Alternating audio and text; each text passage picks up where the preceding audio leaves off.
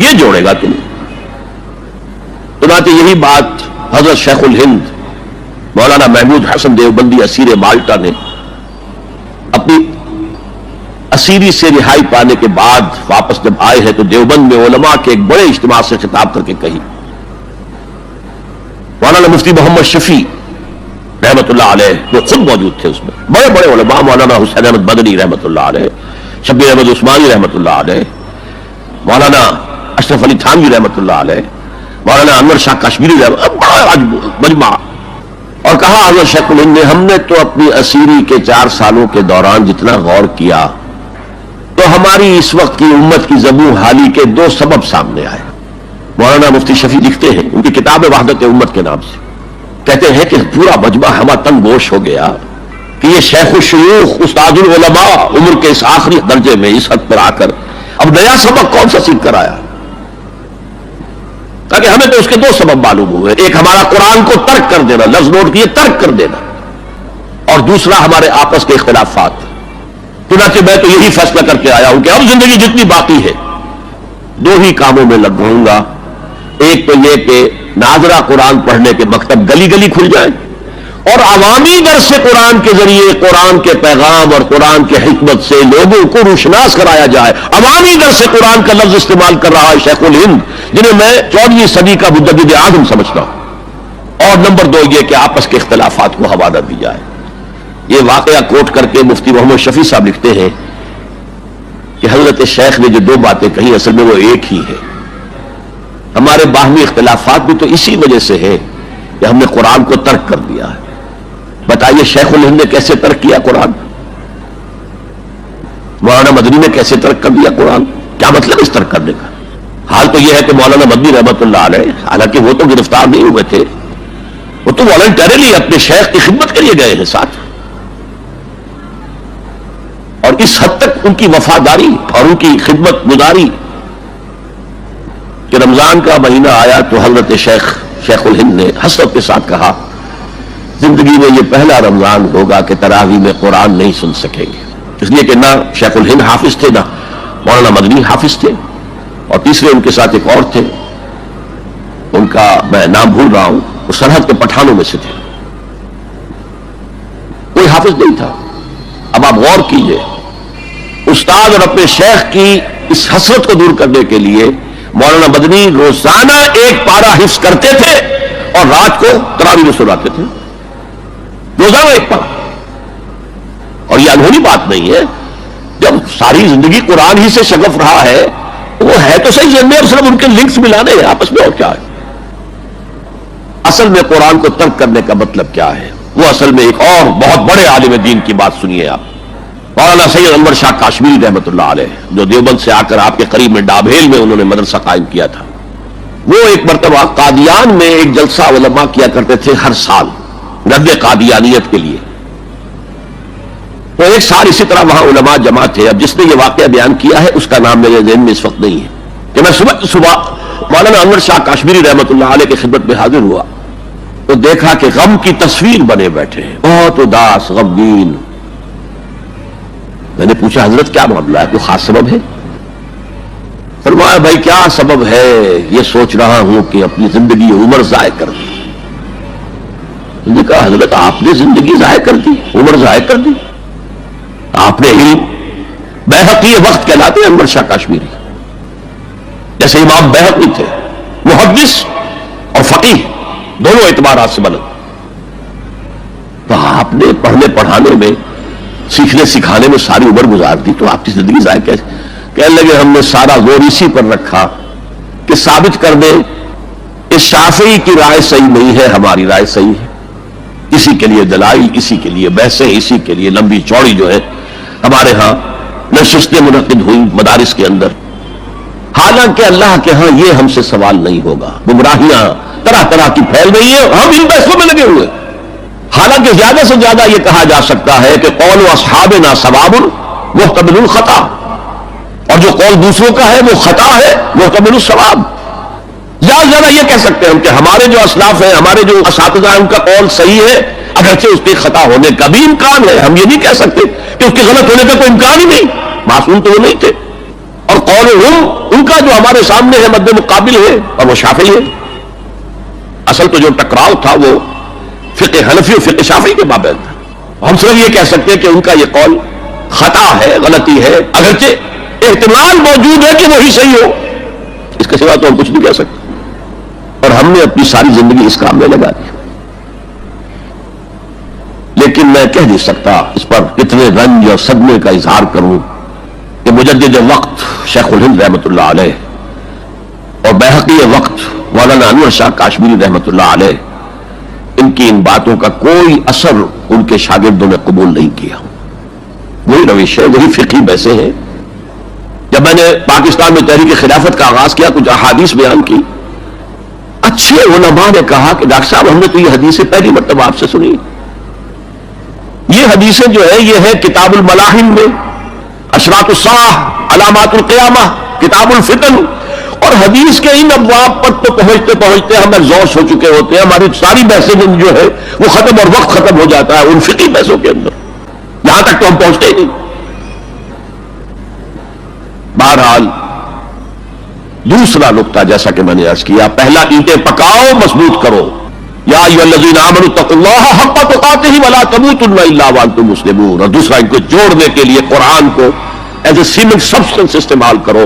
واعتصموا بحبل اللہ جميعا ولا تفرقوا واذکروا نعمت اللہ علیکم اذ کنتم اعداء فالف بین قلوبکم فاصبحتم بنعمتہ اخوانا وکنتم علی شفا حفرۃ من النار. تم تو تباہی آگ کے گڑھے کے کنارے تک پہنچ گئے تھے، گرا چاہتے تھے. فانقذکم منھا، تو اللہ نے اس سے تمہیں نکالا ہے. کذالک یبین اللہ لکم آیاتہ لعلکم تہتدون. اسی طرح اللہ تعالیٰ تمہارے لیے اپنی آیات کی تبیین کر رہا ہے، وضاحت کر رہا ہے تاکہ تم ہدایت حاصل کر سکو. اگر ایک غیر مسلم دائرہ اسلام میں داخل ہونا چاہتا ہے تو کس فرقے یا گروپ کو اپنائے، جبکہ آج کل ہر دوسرا شخص ایک نیا گروپ بنائے ہوئے ہے جس میں آپ کی شخصیت بھی شامل ہے. ایک خاتون ہے جو سکر سے تشریف لائی ہے. دیکھیے اس میں فرقہ اور گروپ دو الفاظ استعمال ہوئے ہیں. ایک تو ہے کہ جو دین کے لیے کام کرنے والی مختلف جماعتیں ہیں وہ کسی فرقے کی بنیاد پر ہیں تو وہ علیحدہ ہے، جیسے کہ دیوبندی، اور وہ ایک جماعت جو ہے وہ ایک مسلک کی بنیاد پر ہے. اسی طریقے سے اہل حدیث، جمعیت اہل حدیث، وہ ایک جماعت ہے کہ جو مسلک کی بنیاد پر ہے. لیکن بعض جماعتیں ہوئے جو کسی مسلک کی بنیاد پر نہیں ہے. مثلا تبلیغی جماعت ہے وہ کسی مسلک کی بنیاد پر نہیں، جماعت اسلامی کسی مسلک کی بنیاد پر نہیں، تنظیم اسلامی کسی مسلک کی بنیاد پر نہیں. تو ایک تو ان کو خارج کر دینا چاہیے اس سے. اسلام میں جو شخص بھی آئے گا، اگر کوئی سوال کا مطلب در حقیقت صرف یہ توجہ دلانا ہے کہ ہماری اس وقت کی واقعتاً حالت اتنی خراب ہے کہ غیر مسلموں کو گویا کہ ہم اسلام کی طرف راغب کرنے کی بجائے متنفر کرتے ہیں، تو اس حد تک تو پھر یہ سوال 100% درست ہے کہ واقعتاً ہمارا حال اس وقت یہ ہے کہ ڈاکٹر امبیڈکر کے بارے میں بھی معلوم ہوتا ہے کہ وہ مسلمان ہونے کے لیے بالکل آمادہ ہو گیا تھا. اگر وہ مسلمان ہو جاتا تو ہندوستان میں دلت جو کہلاتے ہیں اور جو ان کی اچھوت ہوئے ان کی اکثریت اسلام لے آتی اور یہ اقلیت اور اکثریت کا معاملہ بالکل بدل کر رہ جاتا.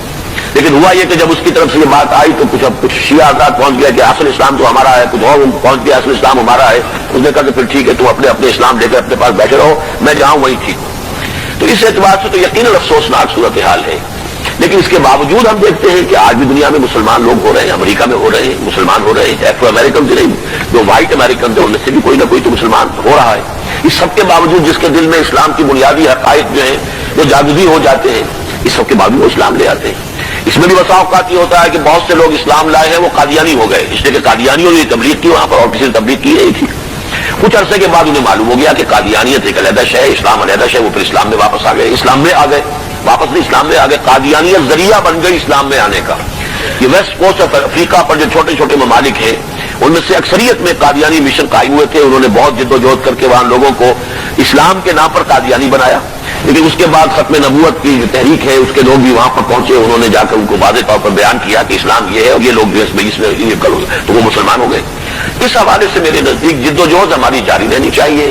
باقی یہ خرابی کہ ہم فرقوں میں بٹے ہوئے ہیں یہ اپنی جگہ پر ایک خرابی ہے. نہ صرف فرقوں میں بٹے ہونا خرابی ہے، ہمارے اخلاق پست ہیں، ہمارے کردار پست ہیں، ہم جھوٹ بولتے ہیں، ہم کاروبار میں دھوکہ کرتے ہیں. اس کی وجہ سے بھی اسلام سے دنیا متنفر ہوتی ہے. آپ کو معلوم ہے کہ اس کی وجہ سے نہ معلوم کتنی جگہوں سے ہمارے کاروباری روابط ختم ہو گئے کہ یہاں امپورٹ کا کوئی آرڈر دیں گے اگر تو یہاں سے شاید ایک دفعہ مال صحیح آئے دوسری مرتبہ غلط آ جاتا ہے. تو یہ ساری رکاوٹیں ہیں کہ ہم مسلمان اپنی ان گراوٹوں اور خرابیوں کی وجہ سے لوگوں کے اور اسلام کے درمیان ایک حجاب بن گئے ہیں. یہ اپنی جگہ حقیقت ہے، اس کے باوجود ہمیں جدوجہد کرنی ہے اور کوشش. دیکھیے، ہمیں دین اگر سمجھنا ہے تو ہمیں پیچھے کے پیچھے جانا پڑے گا یہاں تک کہ حضور تک پہنچ جائے. البتہ حضور تک پہنچنے کا مطلب کیا ہے؟ ایک حضور نے ہمیں قرآن دیا، ایک حضور کی سنت. ان دونوں کو ہمیں اختیار کرنا پڑے گا. اب یہ ہے کہ قرآن مجید کی کسی آیت سے استدلال کرنے میں اختلاف ہو سکتا ہے، کسی حدیث سے استدلال کرنے میں اختلاف ہو سکتا ہے. حدیثیں بعض اوقات کنٹراڈکٹری بھی آ جاتی ہیں. ان کے مابین توافق پیدا کرنا یہ ایک بڑی علمی جدوجہد ہے. تو یہ جو انفر کرنا ہے قرآن سے اور حدیث سے، اس میں ہمارے فقہا نے اپنی زندگیاں لگائی ہیں. اور اس اعتبار سے اگر ان کو فالو کیا جا رہا ہے تو اس بنیاد پر کہ یہ قرآن اور سنت کی تعبیر ہے. لیکن اصل میں ہوا کیا ہے، جب ہمارا دور زوال شروع ہوا، امام ابو حنیفہ نے تو یہ کہا تھا کہ اگر کوئی صحیح حدیث تمہیں مل جائے میرے کسی موقف کے خلاف تو میری بات کو اٹھا کے دیوار پر دے مارنا. لیکن اس کے بعد یہ ہوتا ہے کہ فرقہ پرستی شروع ہو گئی ہے. یہ فرقہ پرستی جو ہے اس نے ساری خرابی کی ہے. ورنہ ہم یہ سمجھیں، اور میں نے اس کے اوپر جو ہے ایک انٹرویو بھی میں نے حال ہی میں دیا ہے، اور میں نے یہ 20 اگست 1980 کو تقریر کی تھی علماء کنونشن کے اندر، جو ضیاء الحق صاحب کے دور میں علماء کنونشن 2-3 ہوئے تھے. ان میں سے پہلا کنونشن جو تھا اس میں میں بھی شریک تھا. اس میں میں نے تقریر کی تھی کہ ان فقہی اختلافات کا حل کیا ہے. تو میں نے کہا تھا کہ جہاں تک تو فیملی لاز ہیں اور پرسنل لا، اس میں ہر فقہ کو کھلی آزادی ہونی چاہیے، کیونکہ بڑے سینسیٹیو ایشوز ہیں. عقائد کا معاملہ ہے تو سینسیٹیو ہے. اب نماز میں فرض کیجئے یا روزے کے اندر اگر آپ طے کر دیں فلاں وقت پر روزہ کھولنا ضروری ہے، تو ہو سکتا ہے کسی فقہ کے نزدیک اس وقت روزہ کھولنا درست نہ ہو. تو ان چیزوں کو تو چھوڑ دیا جائے لوگوں کی فقہوں پر، late them do what they are about to do. لیکن لا آف دی لینڈ میں کسی فقہ کو تسلیم نہ کیا جائے، بلکہ سب کو تسلیم کیا جائے. اب اس کے میرے فرق کو سمجھ لیجئے، کوئی فقہ بائنڈنگ نہیں، لیکن تمام فقہوں کو ہم اپنا سمجھے کہ یہ ہمارا ایک اثاثہ علمی ہے، ایک کامن ہیریٹاج ہے، ہمارا تراث علمی ہے. امام ابو حنیفہ نے یہ کہا، مالک نے یہ کہا، شافعی نے یہ کہا، حنبلی نے یہ کہا، امام جعفر صادق نے یہ کہا، امام زید نے یہ کہا، اور حزم نے یہ کہا، اور فلاں نے یہ کہا، عبادیوں نے یہ کہا. یہ گویا کہ ہمارا ایک کامن جو ہے، یہ ہمارا اثاثہ ہے. اس سب کو سامنے رکھ کر آپ ایک نئی قانون سازی کر سکتے ہیں. تو اس حوالے سے یہ، لیکن یہ ہوگا کیسے؟ جیسا کہ آپ نے علماء کی بات کی، علماء تو اس کے اندر اتنے سخت ہیں کہ ایک فقہ سے باہر قدم نکالنا گویا کہ آپ ان کے نزدیک کفر ہے. حالانکہ کہتے یہ ہیں کہ کم سے کم 4 فقہوں کو تو میں نے تو 8 گنوائی ہے نا، حنفی، مالکی، شافعی، حنبلی، جعفری، زیدی، عباضی اور ظاہری، یہ 8 فقہ ہیں. یہ 8 میں یہ سب کے سب جو ہے انہوں نے قرآن اور سنت سے استفادہ کیا ہے. ان سب کو رکھے بیک گراؤنڈ میں. جیسے کہ آپ کو معلوم ہے کہ ہائی کورٹ، سپریم کورٹ کے فیصلوں میں یہ حوالے آیا کرتے ہیں کہ بامبے ہائی کورٹ نے فلاں ایسا ہی مقدمہ تھا، اس میں یہ فیصلہ دیا تھا. یہ پریسیڈنٹس ہیں. کلکتہ ہائی کورٹ نے یہ کیا تھا، یا جو انگلستان کی سب سے اونچی جو ہائی کورٹ ہے اس نے یہ فیصلہ دیا. یہ پریسیڈنٹس کے طور پر بطور دلیل اپنے جو وہ ہوتے ہیں فیصلے ان کو کوٹ کیے جاتے ہیں. تو ہم جو ہے فیصلہ اس کے مطابق کر سکتے ہیں. میں کہہ رہا تھا کہ ہمارے جو سنی فقہاء ہیں، وہ جو علماء ہیں، چاروں کو کہتے ہیں حق ہے. حنفی بھی حق ہے، شافعی بھی حق ہے، مالکی بھی حق ہے اور حنبلی بھی. لیکن تمہیں ایک کی پیروی کرنی ہوگی لازم. یہ میرے خیال میں ان کی زیادتی ہے، ان کی فرقہ پرستی ہے. اور اس کی وجہ اصل میں کیا ہے؟ اس میں غلطی ہماری ہے اصل میں، جس کے نتیجہ وہ نکلا ہے. ہم نے نہ دین پڑھنا ہے نہ سیکھنا ہے. ہم نے ایک مولوی کلاس پیدا کر دیا، ایک پروفیشن پیدا کر دیا ہے. حالانکہ اسلام میں کوئی مولوی پروفیشن نہیں ہے، اسلام میں کوئی پاپائیت نہیں ہے، اسلام میں کوئی برہمنزم نہیں ہے. یہ نہیں ہے کہ جب تک برہمن نہیں آئے گا شادی نہیں ہو سکتی، جب تک برہمن نہیں آئے گا ارتھی جو ہوتی ہے اس کو آگ نہیں لگائی جاتی ہے، نہیں ہو سکتا. ہمارے یہاں کوئی برہمنزم نہیں ہے. لیکن چونکہ ہم تو پڑھتے نہیں، ہم نے تو اپنے آپ کو اور طرف لگایا ہوا ہے. تھوڑی سی دینی بنیادی معلومات حاصل ہوں، قرآن اور حدیث کا علم کچھ ہو، تو ہر شخص نماز پڑھا سکتا ہے. ہر شخص جو ہے اپنی بیٹی کا نکاح خود پڑھائے، ہر شخص جو ہے وہ اپنے والد کا جنازہ خود پڑھے. تو وہی گویا کہ پروفیشنل ختم ہو جائے گا. تو چونکہ یہاں فرقہ پرستی ہوئی، پروفیشنلزم آیا. پروفیشنل میں آپ کو معلوم ہے کہ پروفیشنل جیلسی از دی رول. اس میں تو جو ہے ایک دوسرے سے حسد اور بغض اور ایک دوسرے کے خلاف، یہ تو لازم ہے. تو یہ اصل صورتحال بگڑی ہوئی ہے. اس کا علاج یہی ہے کہ آپ کمر ہمت کسے، خود قرآن اور حدیث کو پڑھے، اللہ کا نام لے اور کمر کسے. یہی کام ہم نے کیا. میں نے یہی کیا. میرا پیشہ تو نہیں تھا، میں مولوی تو نہیں تھا، میرے پاس کسی مدرسے کی سند تو نہیں ہے. 40 سال میں نے جمعہ پڑھایا ہے الحمدللہ. درس قرآن میں 50 سال سے دے رہا ہوں الحمدللہ. میرے بیٹے جمعہ پڑھا رہے ہیں.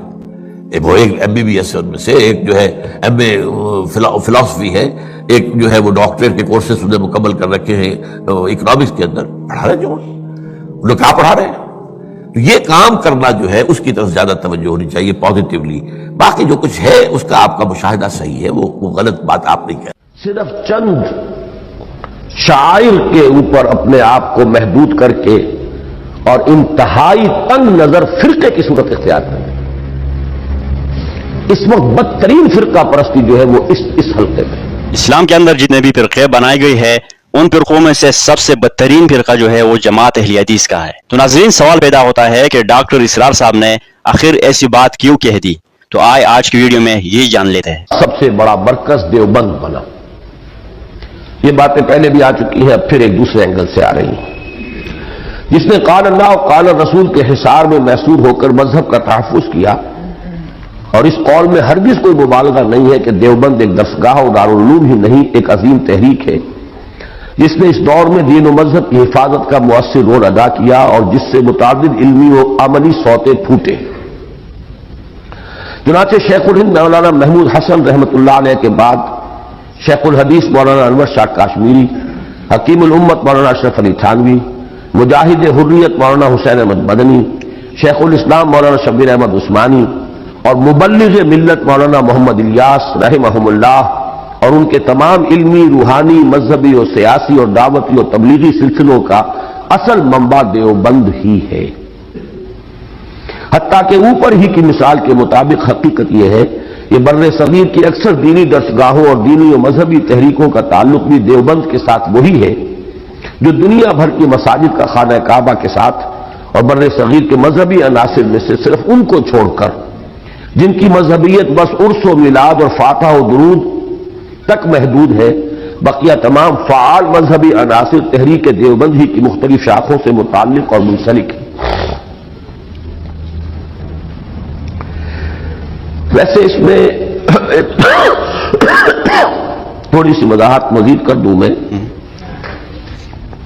اس سے بھی پہلے یہ دو حضرات نے میر درد کا ایک شعر لکھ کر یہاں میری میز پر رکھ دیا تھا، وہ چاہتے ہیں کہ میں آپ کو سنا دوں.